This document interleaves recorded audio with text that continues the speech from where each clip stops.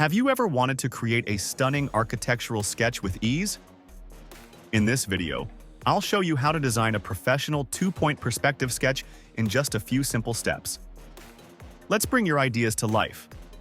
Start with guiding lines. First, we draw two faint lines to establish the vanishing points.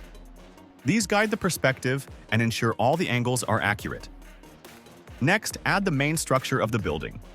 Make sure all lines converge towards the vanishing points to create depth and realism. Now, it's time to add details like windows, curved walls, and horizontal lines to define the design and make it more dynamic. To make the sketch pop, reinforce the main lines and add shadows. This step gives your drawing a professional and polished look.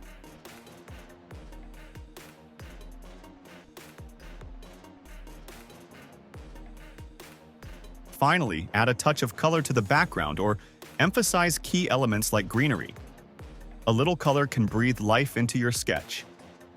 If you found this helpful, don't forget to like, comment, and subscribe for more architectural tips and tutorials.